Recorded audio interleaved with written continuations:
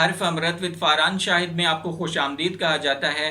मैं हूँ फारान शाहिद। आज हम जिस मौजू पर बात करेंगे वो कोरोना से मुतालिक है। कोरोना से मुतालिक दो चंद अहम बातें हैं जो आपकी गोशगुजार करनी हैं। एक है हुकूमत की पॉलिसी कोरोना से मुतालिक, और उसके बाद सुप्रीम कोर्ट के जो रिमार्क्स हैं, एक ये बात है। दूसरी बात ये कि कोरोना के बाद पाकिस्तान रेलवेज़ का जो ऑपरेशन है वो मुअत्तल हो गया था, जिस पर शेख रशीद ने कहा है कि 20 मई से पाकिस्तान रेलवेज़ का ऑपरेशन जो है वो बहाल कर दिया जाएगा।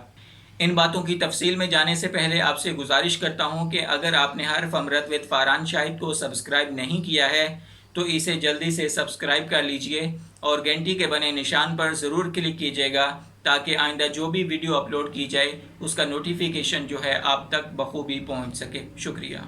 मुल्क में कोरोना की केसेस की तादाद जो है उसमें रोज़ बरोज़ इजाफ़ा हो रहा है, लेकिन इस पर हुकूमत की हिकमत अमली भी बिल्कुल एक्सपोज हो गई है कि हमारी हुकूमतें नाकिस हिकमत अमली मुरतब करने में पेश हैं। बल्कि अब तो हुकूमत से भी बात कुछ आगे निकल गई है।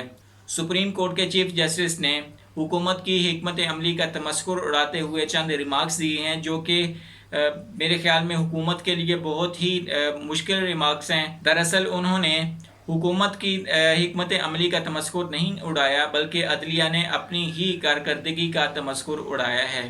गुज़श्ता दिनों सुप्रीम कोर्ट के चीफ जस्टिस ने रिमार्क्स देते हुए हुकूमत की हिकमत अमली को रद्द करते हुए चंद रिमार्क्स दिए थे कि क्या कोरोना जो है वो हफ्ता इतवार नहीं आता है कि बाज़ार जो हैं वो हफ्ता इतवार को खुलेंगे। हुकूमत को चाहिए कि वो 7 दिन बाज़ार खुले रखे ताकि अगर आपने कपड़े नहीं लेने तो जो लोग लेना चाहते हैं कपड़े ताकि वो ख़रीद सकें। मेरे ख्याल में तो उन्हें इस ऐलान के साथ ये भी कह देना चाहिए था कि अगर कोरोना ने बताया है कि वो तालीमी इदारों का रुख नहीं करेगा तो हमें अपने तालीमी इदारे भी खोल देने चाहिए। अफसोस इस बात का है कि चीफ जस्टिस साहब को चाहिए कि वो हुकूमत के इंतज़ामी उमूर में लुच तलने की बजाय अपनी अदलिया की कारकर्दगी पर जोर दें।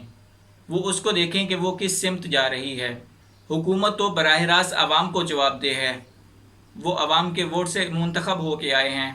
अगर उनकी कारकर्दगी सिफर होगी तो आवाम उनको रद्द कर देंगे, उनको आइंदा वोट नहीं देंगे। तो ये सारा जो है ताल्लुक़ वो आवाम से है। मेरे ख्याल में अदलिया से इसका ताल्लुक़ नहीं है और इंतज़ामी उमूर में अदलिया को टांग नहीं अड़ाना चाहिए। अदलिया के हुकूमत के इंतज़ामी उमूर पर फैसले थोपने से हुकूमत की कारकर्दगी जो है वो मुतासिर होती है। मैं ये भी कहता हूँ कि अगर अदलिया को हुकूमतें ठीक करने के अलावा कभी फ़ुर्सत मिले तो अदलिया के निज़ाम पर भी गौर फरमाएँ। वो किस कदर पस्तगी का शिकार है, किस कदर लोगों का इस्तेहसाल कर रहा है।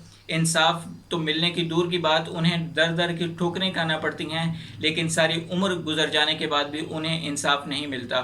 साल के दहाइयों के पेंडिंग केसेस हैं जो अभी तक उनके चल रहे हैं, लेकिन उन पर इंसाफ नहीं, फैसले नहीं हो रहे।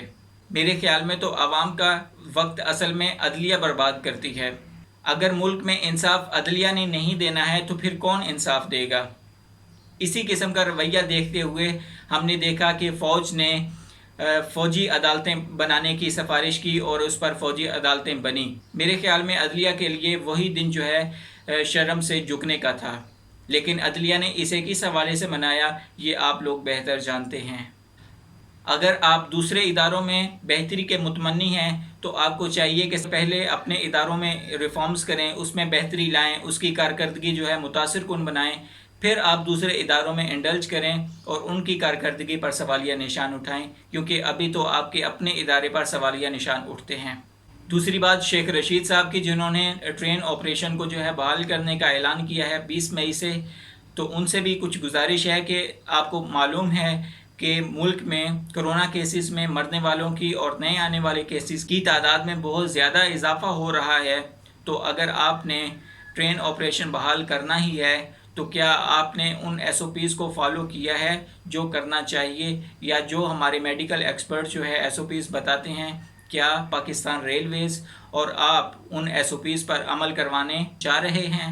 میں اس بات کا قائل ہوں کہ ملک سے معاشی سرگرمیوں کا بالکل تعطل نہیں ہونا چاہیے، انہیں دھیرے دھیرے اپنی سلو موشن میں چلتے رہنا چاہیے تاکہ ملک و قوم کا زیادہ نقصان نہ ہو۔ لیکن اس کے حوالے سے جو میڈیکل ایکسپرٹس بتاتے ہیں کہ ایس او پیز کو فالو کیا جائے، یا جو آپ نے گزشتہ دنوں حکمت عملی بنائی تھی پرائیویٹ ٹرانسپورٹرز کے لیے، کیا آپ پاکستان ریلویز کے لیے بھی اسی طرح کے ایس او پیز تیار کر رہے ہیں؟ مثلاً وہ ایس او پیز کیا تھے کہ بسوں کے کرائے میں 20% کمی کی جائے اور اس کے علاوہ ایک سیٹ چھوڑ کر ایک سیٹ پر مسافر کو بٹھایا جائے، یا حکومتی لاٹھی جو ہے وہ صرف اور صرف پبلک ٹرانسپورٹرز کے لیے ہی چلتی ہے؟